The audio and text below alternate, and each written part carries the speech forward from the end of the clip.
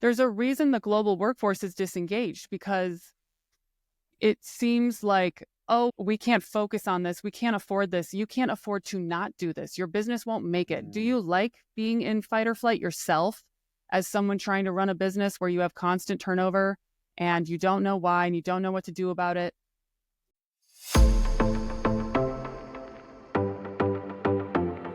You're listening to Titans of the Trades. I'm your host, Ryan England, author of Hire Better People Faster and creator of the CoreFit Hiring System, a proven process to help growing companies attract and retain only the best.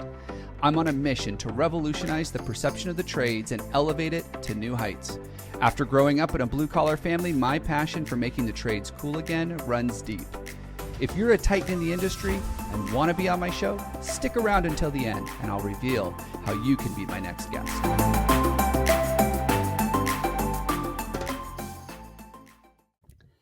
Welcome to another episode. I am your host, Ryan England, and today's guest is a little departure from what we usually do, but oh my gosh, the value that she brings to today's conversation, you are going to learn a ton. Not only is she going to challenge the way you think and your mindset, but give you some really practical tools that you can use to improve engagement with your front line. Whether it's the site leaders, whether it's the entry-level people that are brand new to the organization, all levels will be impacted by what we're about to talk about today.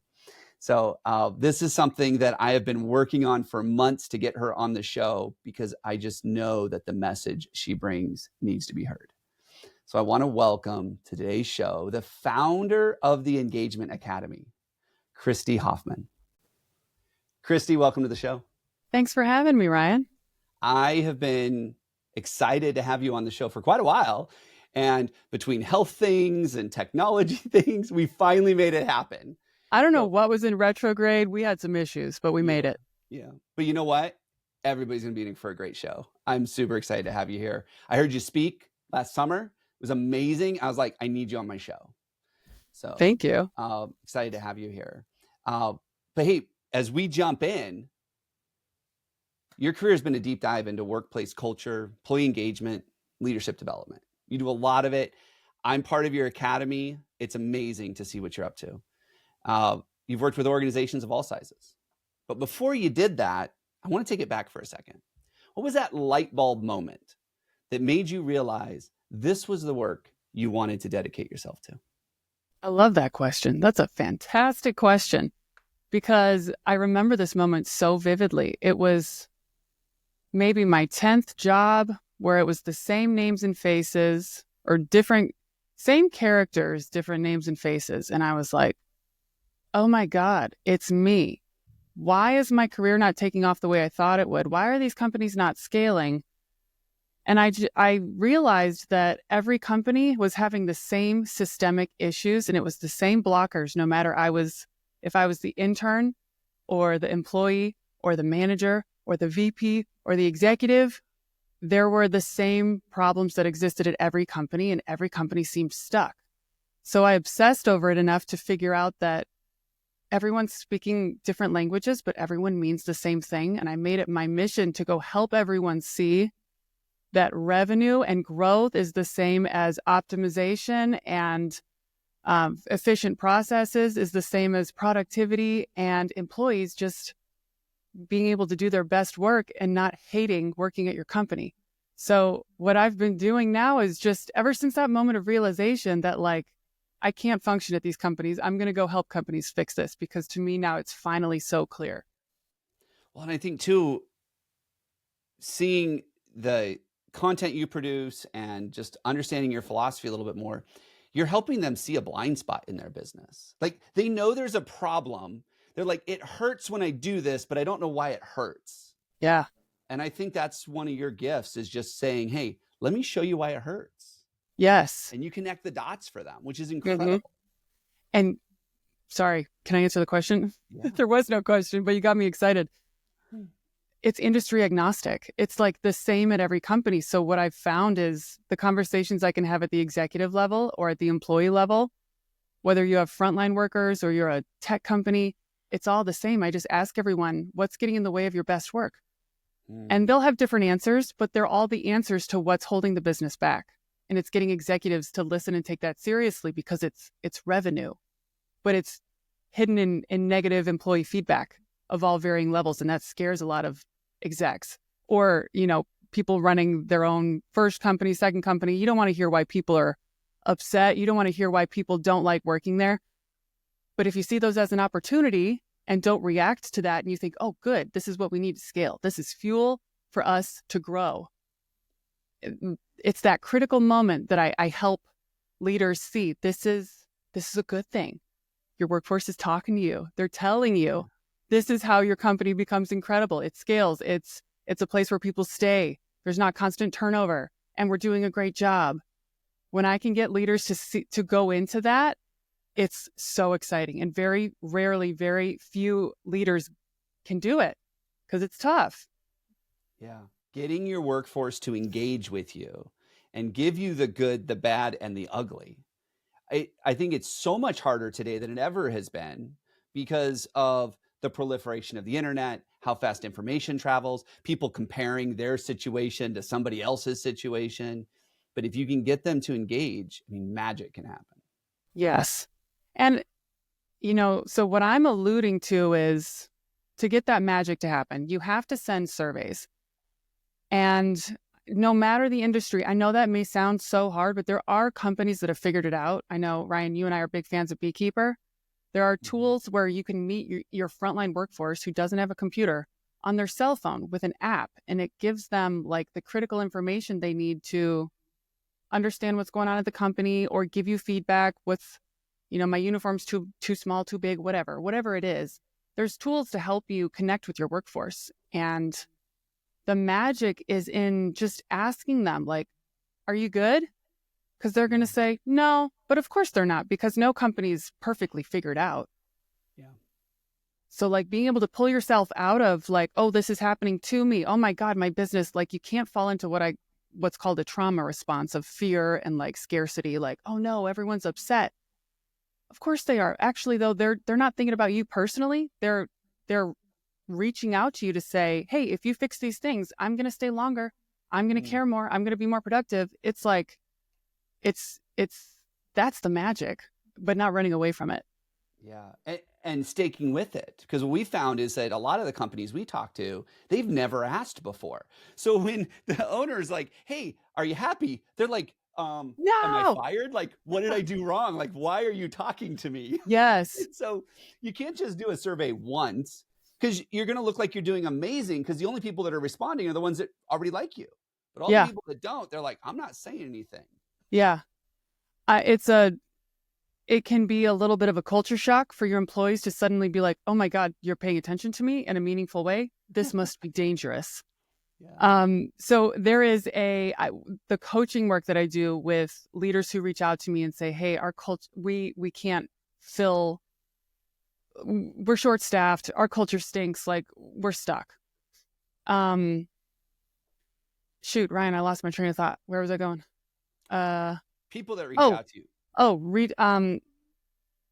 When you haven't developed the muscle of asking your employees for feedback and they're not used to it, I coach my clients to say, you need to own that, hey, in the past, we haven't done this, and take extreme ownership. We are going to ask you some questions that we want you to feel safe to answer honestly. It's anonymous. It should really always be anonymous to get to the real gold. But you kind of just say, like, we haven't done this right in the past, and we're excited to start being more intentional toward you all because we want to turn this company into a great place to work. You can literally say that. That's what they want to hear. They want to hear what's in it for them, and they want to hear that in the past it's not existed, and it probably should have. But again, a lot of executives are like, I don't want to admit failure. So they throw a survey out there, or they just do something once, and employees are still a little spooked. They don't know what it is. They don't know how it benefits them. They don't know why they should take it seriously. And in the past, they've been burned, so they either don't take it or they lie, or they are honest. You get all their feedback and you do nothing with it meaningfully. That's what I help companies do too. Like, how do you prioritize this? But then also, like, you're not done. Absolutely. You're not done. It's an always on ongoing feedback loop, but it's repeatable once, I help companies do this faster, but there is a repeatable thing that has to be an always on mechanism of asking your employees, are you okay? Are you okay now? Are you okay now? And you just know that you're 1% making your company better every time you do that and act on the right things. Yeah. And I've seen this happen where companies will get the idea, they're like, hey, we should survey our people. So we'll do ENPS. Like, let's see if people like working here. And they'll get like an 80, which is, for those of you who don't know, Pretty good. ENPS is like, you question if it's valid at that high, right? And Right. they're like, this is an awesome score. Everybody loves us. I'm like, then why do you have 300% turnover? Like, Mm. help me understand why people Yeah. aren't sticking around. But they hear from the people that really like them, they don't stick through it. Or like you said, they lie, because when the boss doesn't talk to me, that's an okay thing. Because the only time I hear from the boss is when I screw up. Yeah. And now all of a sudden Yeah. the boss wants my opinion. Something's wrong. Something's Right. up. Yeah. So there's different survey formats. ENPS stands for Employee Net Promoter Score, which is copying Net Promoter Score for customers. Mm-hmm. And it's really just a benchmark of, you're asking one question, it never changes. Would you recommend this company as a place to work to friends and family? Yeah. And that's supposed to gauge like, hey, generally, how bad is it out there? But there's also engagement surveys, which are much deeper. And I have researched back only 12 questions you ask. And it gets to the crux of like, specifically, what about this job do you not like and is getting in your way? Do you resent? And then there are pulse surveys that help you go deeper into specific parts of your engagement survey. So I know that was a lot. You don't have to remember what they're for, but you should know that there's 3 survey formats. And doing only ENPS is just like if you had children, this is the only metaphor I can think of in the moment, but it's like opening the door to see if they're in their room 4 times a year and then shutting it and never talking to them. Your kids might still be alive, but they're not having dialogue with you. There's no trust. They're not really wanting to live with you. So like your engagement survey is your chance to be like, hey kid, tell me about your day. Who are your friends? How are you doing in school? And you just let them talk and they're going to tell you this and that. And then now you know what to check in on later with a shorter pulse survey. Like, hey, you were telling me those kids were being mean to you at school. I.e. like, hey, you were telling me the machinery is not always like clean or in order, or like you're missing equipment. Sometimes you can't find it. We made some changes there. Like, is it better? Or like, hey kid, like, are those kids, did you find new friends? Let's talk about how you can find better friends. Does that make sense? Think of it like parenting. Yeah. If you never talk to your children, but if you just see if they're in there, that's kind of like doing only ENPS. It's not enough. Yeah. And you have to connect with your people. You have to make sure that you use a term that I use a lot. What's in it for them? Like you have to really have a little bit of empathy and go, what are they going through? How do we be there for them? Yes. And with that, so we do a lot of work in the trades, and there's a statistic out there that's really been on my heart lately, and it's the fact that the suicide rate in construction is 5 times the national average. Oh, wow. It's incredible. And I think a lot of that comes from the fact that they're burned out. And, we talk about burnout. It's this buzzword sometimes. And sometimes it's that, what is it? Workaholism is that proud addiction that we get to have in America. Like we're proud to be workaholics. But when we're in the trades, it's more than just the mental fatigue that we get. It's the physical exhaustion, the long hours, the real safety risks. And I know you've worked across, with businesses across industries to improve morale and retention. So in your experience, what are some of the ways that you've found to combat burnout in these blue collar jobs, or to really be there and empathize with your people so that they can go, wow, my boss really does care about me, really does want the best for me, to help overcome some of the burnout and fatigue that they have? Yeah, I love this question. I think there's a lot of, Gallup says 70% of disengagement, which is an employee caring or not, it's not good for your business. You don't want them to be disengaged. They're not doing their best work. It's caused by the manager. And it's due to lack of training, but it's also due to pressure and demands on them from you as the owner. And I know you need to make your numbers. You need to hit your safety protocol things. Forgive me, because I work across so many industries, but it's okay. There needs to be psychological safety for you to be able to go to your managers and say, employees are feeling frustrations in these ways. we need to make these changes. It's going to make it easier for you. You need to create like an ongoing feedback loop, mostly with your managers too. Like anytime I've had clients in these industries, I go do tours. I will, I'm dressed fancy now, but I've put on boots and been trekking around in the mud, talking to manufacturing industries who have stuff outside. And I hear how the managers speak to the employees as we're just walking by. They don't know who I am.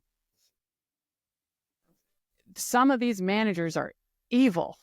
They're not doing they may get the job done, but there's a way to do it that's more influential than it is to like force people to do stuff. It's soul crushing work. Like you said, it's physically demanding, but also if you have a manager who treats you like garbage, you don't want to go there. You don't want to show up to work every day and you're not paying attention and you're just feeling hopeless. Yeah. So a lot of managers need training in empathy and soft skills to build trust with people in such a demanding daily work experience. So, just because someone's the best at the job, you don't promote them. You go make sure you tell someone, hey, you're running a team. I want you to lead it like a team. Like maybe you need to have a philosophy or read a book together. Ryan, you and I love books. I'm trying to think like some good leadership books to have it that like is a thread of your business to make sure that when you're not there, your managers are not traumatizing your workers and being a bully and a jerk. There is a way to be the manager and not be a psychopath, but it's pretty prevalent, and it takes people take that home with them to their families. Oh, absolutely. And that's the thing that we have to remember is that I see this happen in the trades all the time. We want our people to leave their drama at home. Like I've heard managers say this, leave their drama at home. Well, the problem is we're a human being and we can't just turn things on and off like that. Mm-hmm. And so some of the work that we have to do is working with those leaders to say, hey, if he's going through something or she's going through something, like meet them where they're at. I'm not saying that you have to tolerate poor performance or lack of adherence to safety or anything like that. I'm not saying you tolerate the bad behavior, but there is a way to empathize with them and say, hey, I can imagine what that's like. There are things that we can do in the company or things we can do in your role that can help you through this. Yes. Shoot, you were saying something super smart. Hold on, let me get my thought back. What were you just saying? You mentioned a book. Like, is there a book that we can connect people with? There is, and there's plenty. But the metaphor I think is really important here, especially with frontline workforces, especially in dangerous industries. Your managers need to think like coaches. Mm-hmm. Think like the military. The Navy SEALs don't go in back to back to back, all four of them not trusting each other. Yeah. What's the difference between that and like guns and machinery with really heavy construction, dangerous equipment that could kill people? Yeah. So your managers need to, of course, like you don't make special situations for the person that's always late, but that's why you must be surveying like, hey, I'm at the wrong work site. I wish I could be at this work site, or I have an interest in learning this tool. But the manager's like, just do your job. You got to have a way to know who could be upskilled. You will drive so much engagement, which is good for your business when you give people a path to grow. Do they see themselves becoming the manager? And it can feel like a lot, but if you don't take a minute to think through these things, it's never going to get built. And you're not going to do it right the first time. That's why you find experts to help you go faster, but you can still do it yourself. You want to help everyone find meaning in their work, even if it's construction. Their meaning comes from showing up to a place to work where they're proud. They feel respected by their manager. It's two-way respect. The manager gets them. The teammates operate in a way that's generally good behavior. They enjoy each other. They work well together. And if you don't have a feedback loop with everybody, you can't find out. They're telling you in those survey results what keeps them from having that dynamic. Yeah. So you don't have to guess. You look at your survey results, and you can use lots of tools, but even ChatGPT. You reminded me of a story I share often about just being there for the employee and meeting them where they're at and not having to make concessions. But when you said, hey, maybe it's the wrong job site, maybe they drive by 2 or 3 job sites or shops to get to where you have them assigned, and their life would just be so much simpler if you just reassign them. And they actually Yes. want that. And that can Yeah. lead to increased engagement. Yes. When I was in corporate America, I was on this floor with about 130 people, and I had the nickname the Hatchet Man. Oh Because boy. if you got transferred to my team, you were either going to be coached up or coached out. And Mm. everybody knew that if they got transferred to Ryan's team, they were either going to become a good performer because I was going to invest in them, or they were going to be losing their job pretty soon. And I'll never forget Jackie getting transferred to my team. She was a low performer. She was causing drama on the team she was on. And she got transferred to my team, and she just comes over. And as soon as she's like moving her desk to her cube, she's like in tears because she knows what's coming. And we sat down, and she goes, "Am I being fired?" And I said, "Well, that's up to you. Tell me what's going on." And she goes, "You know what? I can't drop my daughter off at preschool in time to get here by 8:00 in the morning. I'm usually 5-10 minutes late." And to make the long story short, essentially her boss wanted to make an example of her about attendance. So she would belittle her every single morning in front of the rest of the team to say, "This is why you don't be late, because I would treat you this way." And that shook her up mentally, physically. And it took her a couple of hours every day to get her head back in the game. And then she'd produce a little bit, and day would be over, and she'd start over. And they would just do this cycle. And so her performance was horrible. And I said, "All right, Jackie, no problem. Your start time's 8:30. She goes, "We can't do that." I go, "I just did." She goes, "My old boss said we can't do that." I go, "But I need you to stay 30 minutes late." She's like, "That's not a problem. They stay open later." So she still worked the same amount of hours. She became the number 2 person on my team within 45 days. So it was so bad that the old boss had egg on her face, the old team lead, and she reported me. She said, "He's doing something wrong." I said, "No, I didn't do anything wrong." And I showed him. All I did was say, "Hey, you've got a specific situation. I'll deal with it with the team. It's not a fairness or a favorites thing. I'm just going to meet you where you're at. And you're going to start 30 minutes later." And performance went through the roof. She was a top I performer. love that.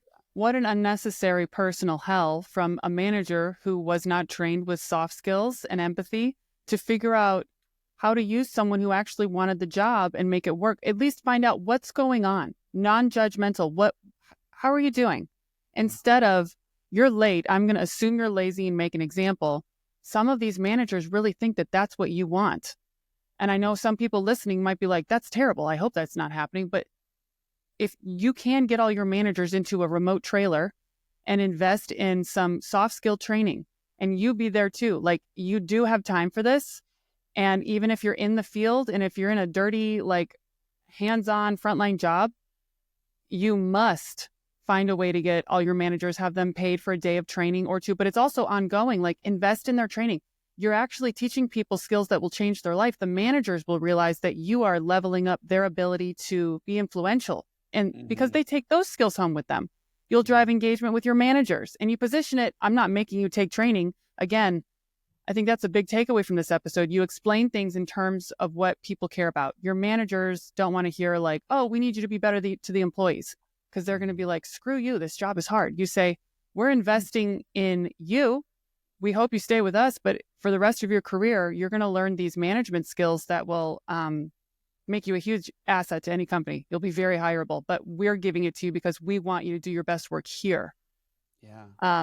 I'm so bought into that way of thinking and that process. But here's the challenge that I'm seeing. Like, I'm stepping into these entrepreneur shoes, and they're like, "You know what? That sounds like that's going to cost me some money. Like, maybe I need to go get training first, and then I have to pay for training, and then I have to pay for training." And, business owners, we focus on the bottom line. And in construction, usually margins are small. We're focused on material costs, labor costs. If we start investing in employee engagement, we need to see tangible results quickly. And I know you've talked about the engagement economics of a connected workforce. So how can companies in the trades actually measure the ROI of prioritizing engagement? How do they actually know they're getting the value out of this, and it's not just something else that they've got to do? You can literally look at data like Gallup. So I have a literal answer and I have a more vague answer that's probably easier to apply. So I'll give both. Yeah. I don't know the stats off the very, very top of my head, but I know Gallup says that companies with an engaged workforce, no matter the industry, are 23% more profitable, have 78% less turnover. Like, the stats are crazy. And Ryan, if you want, I can pause and we can go say exactly what they are, or we can just link them in the show notes. But the We'll link teams, them. the teams, do you want me to go find it? No. We'll Okay. link them from. That's the thing about engagement stats is sometimes people just don't believe them because they are incredible. It's almost, yes, it almost feels like a fantasy, but there's a reason. There's a reason the global workforce is disengaged, because it seems like, oh, we can't focus on this. We can't afford this. You can't afford to not do this. Your business won't make it. Do you like being in fight or flight yourself as someone trying to run a business where you have constant turnover and you don't know why and you don't know what to do about it? It's a business strategy to drive engagement. And that's why so few companies do it. But the few that get it right are off to the races. It's a competitive advantage no one can take away. And it's possible no matter your company's size or stage or industry. It doesn't matter if you're a startup or if you're a newer construction company or a 50-year-old construction company that you inherited from your dad and the culture sucks. It's under your leadership now. What are you doing to steer the ship? You can turn it around. I've seen it happen.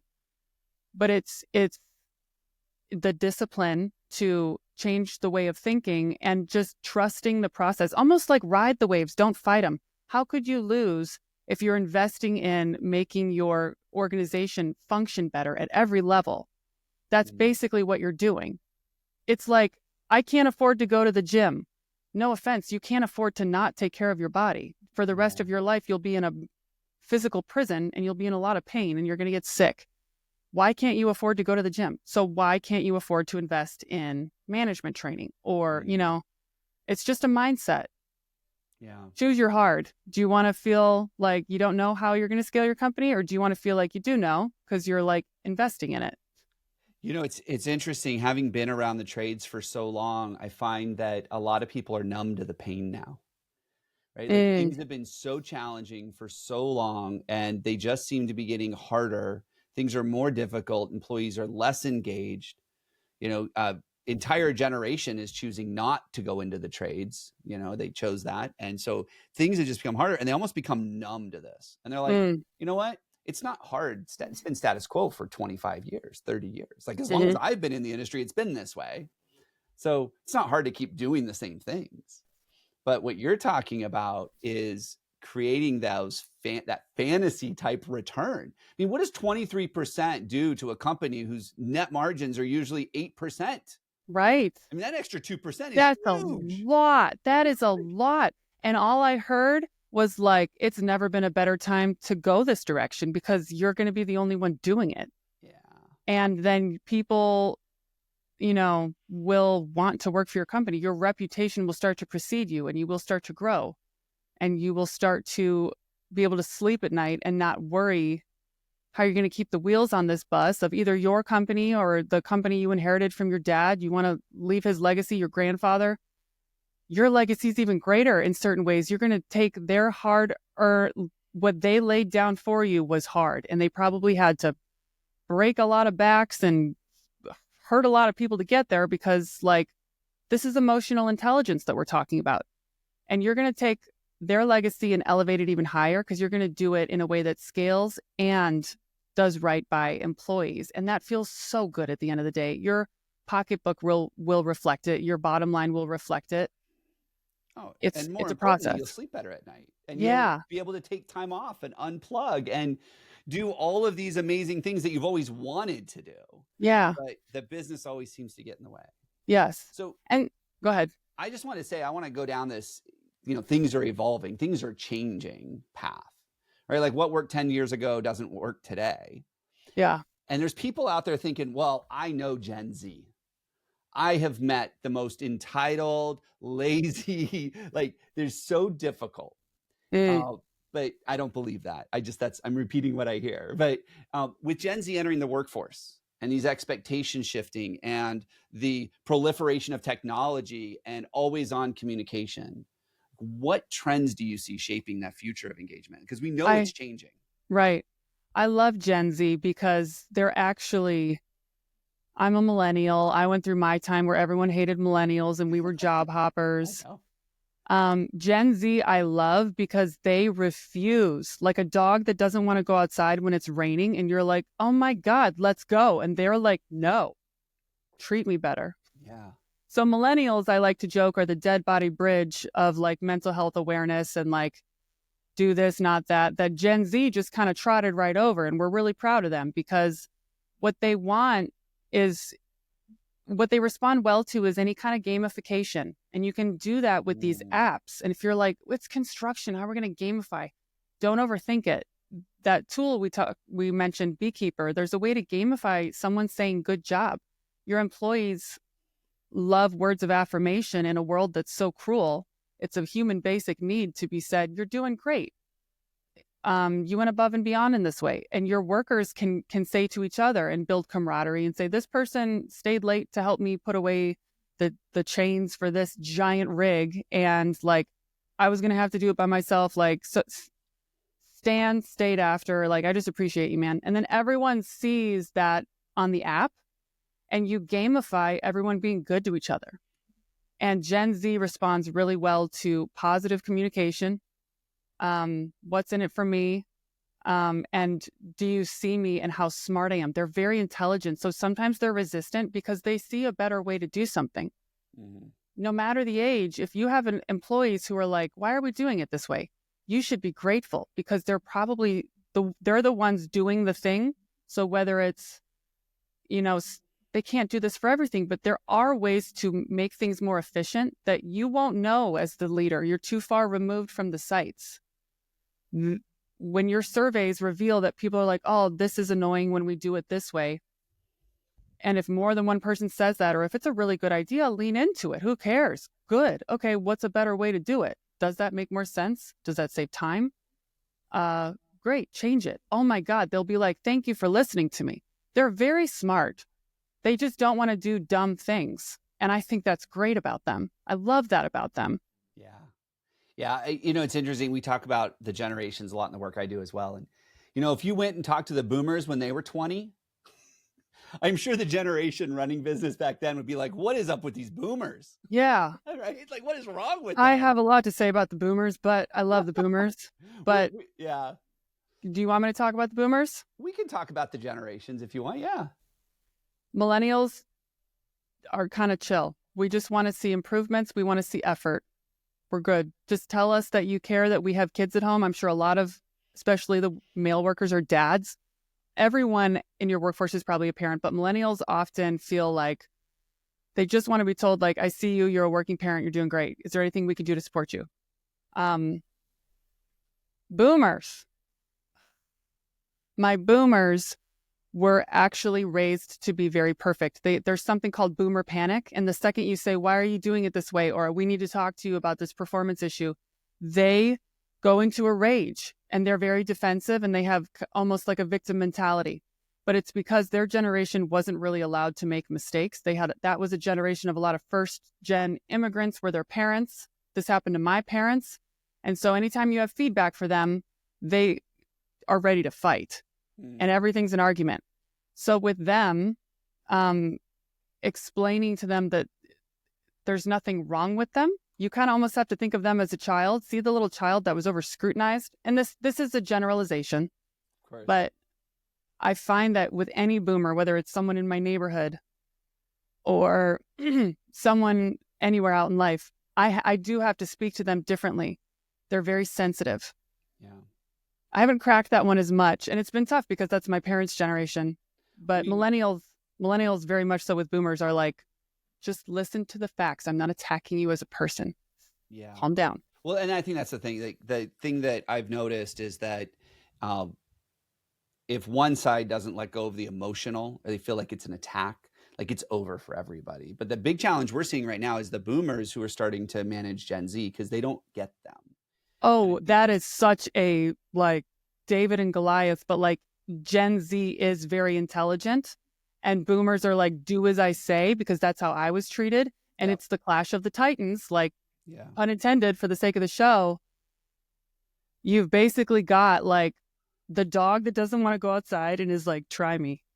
The more you pull, the more you try to force me, the more I am sitting here and resisting you. So those two need to break their bread and try, like, you need to create moments at your organization where people are genuinely connecting, and you must train your managers to just treat people better and listen Well, to and them. one of the things we talk about, because like I said, we talk about empathy training. A lot of these superintendents that we work with, these boomers that are running these organizations, they forgot that they were the new kid a Mm-hmm. long time ago, and that someone took the time to invest in them and teach them the craft and pour into them.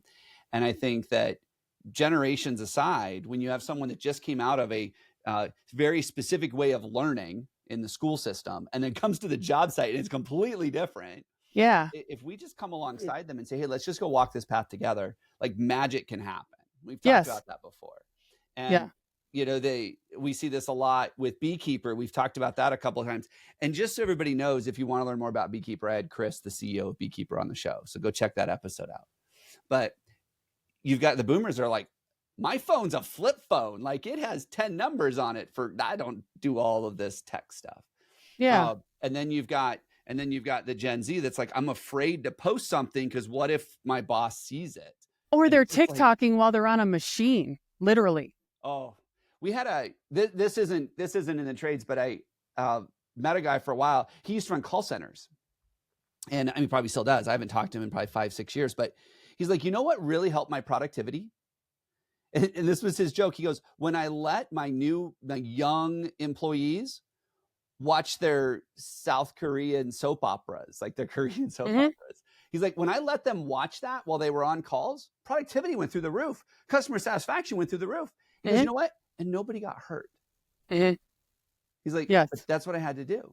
We had a company that used to do, he was an auto mechanic. He had like 6 different shops. He goes, you know what changed my world? Is when I started sending text messages to wake the kids up in the morning so they could get to the shop on time. He goes, that one thing, which I know there's a lot of people hearing this going, that's dumb, I would never do that, they need to figure this out. That one thing, productivity went up like 23%. Also, Gen Z was a very neglected generation, so there's something deeper happening there. They feel cared about. It's almost like so intentional that you're like, that's ridiculous. That's incredible. Yeah. That's human connection. It's not sustainable, but it's we showed him how to use automation to send those text messages. Yeah. It's changed his world. Yeah. Because the intention there actually probably was deeper, was they were like, oh, wow, this person cares about me. It's an extreme example. You're right. And so people hearing that, if you're like, that's so dumb, peel it back. Who didn't do that for you? Who do you wish would have cared about you? Like, are you projecting that, like, everyone just wants to feel like they matter, and to be given a lot of job expectations are unclear. A lot of like stuff can be boring, and we lose track of what we're doing. Like, human connection is what makes going to work worth it. And if you hate the people you work with, or if your manager is a bully, you're going to have more accidents too. Like, if people are just like hating being there, that's dangerous. They're not paying attention. Yeah. Well, and you talked about the engagement and getting them people to talk and communicate and give you feedback, constructive feedback. And, one of the things that we see a lot is that no one ever taught people how to do this. So when you ask somebody for their feedback, they're like, I don't know what to say. Like, no one in my life has ever asked for my opinion. Right. And so it's not that they don't have an opinion. It's just they don't know how to communicate it because they've never practiced that before. If anything, you're going to be modeling to them for the rest of their life that they're a key stakeholder in their own life, and they deserve to have a voice, and that they have smart things to say. There's so many things at play here. And that's one of the things that we challenge the people we work with to think about is part of your job is, and they hate hearing this, but it's okay to raise them a little bit. Teach them life skills, teach them communication skills, teach them how to be in touch with their emotions. Like, that's okay, because you hired a human being. You didn't just hire the hands or the worker or the cog in the machine, whatever metaphor you want. You hired a human being. So you get the good, the bad, the ugly, the drama, the history, you get all of it. And yeah, it's on you as the employer to maybe help manage through some of that. Yes. And that's why values are so important. They're not just words on a wall. That's why it's so important to focus on crafting your culture, driving engagement, whatever buzzwords you want to use. All of it means, like, how do You have to create an experience for your people. Otherwise, they're not going to care. Why would they? Why would they care? Why would you care about a company if the values are supposed to be guardrails on how to treat each other and how to get the work done and how to stay safe? Everyone at your company should know the values because it should be baked into how you give recognition. This person lived up to this value. This person did this safe thing. Here's some recognition and like an extra $10 this month every time you get recognition, whatever. Yeah. Your culture, if you don't define it, it will define itself. So if you're struggling to grow or scale or stay even open for business, it might be because your company's running like a zoo without zookeepers, and there's no scaffolding or barriers, and everybody's kind of just doing whatever they want to get the projects done. And you need to be intentional about your values, living them, and making sure employees get them, because it helps us make decisions when you're not there. Yeah, I love that intentionality of values and just defining it, making sure everybody knows it. And then most importantly, being intentional. I like to create traps. Like, how do we make sure that we fall into this trap where we have to be intentional now? Yeah. That we have to bring it up, that we have to talk about it, because otherwise it's really easy to get caught up in the day-to-day and forget about that stuff. Yes. And can I just say one quick thing that I remembered? No matter your company size, you're not too busy to go out and spend a day on the front lines. I see a lot of leaders grow their company and they forget to go do the actual work and observe and talk to employees. Hey, I know I'm the founder of this company. Hey, I know this is my company. Don't panic. I'm here to see what we can do better. Tell them what's in it for them. Shadow some people for a day and talk to the employee. Where are you from? Build a relationship as quickly as you can, and then follow them a little bit through the day and say, like, please tell me everything that, like, walk me through what we're doing. And do you have any ideas for doing it better? Like, what have you seen on the job site that concerns you? And just keep reminding them, I'm asking because I care about you and everyone, and I want to know how we can do better. Like, a lot of what's holding your company back is a lack of you having a presence. You can't do it all the time. You can't go to every site 24/7, but you must be making site visits. You're never too holier than thou to go check up on stuff. Yeah. It's good for everyone to see you. Everyone should be like, oh, every time that leader comes, everyone says they're actually like super cool. Yeah. That's what employees want. They want to see their leaders. Yeah. And not only when they mess up. Yes. Not only when they mess up. Well, Christie, on that note, this has been an amazing episode. Thank you so much. I lost track of time. Yeah. Well, you know what? That's when I know that we had a great episode. It just goes so fast. Yeah. Was it good? I hope so. I loved it. And we could keep talking about this, but I know there's people listening right now going, who's this Christie? I need to learn more. I want to follow her. I want to learn about what she's up to. Maybe even pick your brain on a couple of things. So how do people connect with you? Where can they find you? Yeah. So you can find me on LinkedIn. If you're on LinkedIn, I'm always popping off, giving you helpful nuggets. So follow me if you're on LinkedIn. I've got plenty to share over time. If I'm just in your feed, linkedin.com/IN/Christie Hoffman. And then my website is engagementacademy.co. My email is christie@engagementacademy.co. If anyone wants to just tell me what's going on in their business, what's keeping them up at night, I could very likely in 20 minutes tell you where to focus on, and would love to help you if it makes sense. But just to find me online, that's where you can find me hanging out. And I would love to talk to anyone, no matter the industry. Christie, thank you so much for that amazingly generous offer. And I do follow you on LinkedIn, and you're always posting great stuff, stuff to laugh about, stuff to think about, stuff that challenges me. So I know they're going to get a ton of value for that. Thank you so much. Thanks for being on the show. Thanks for having me.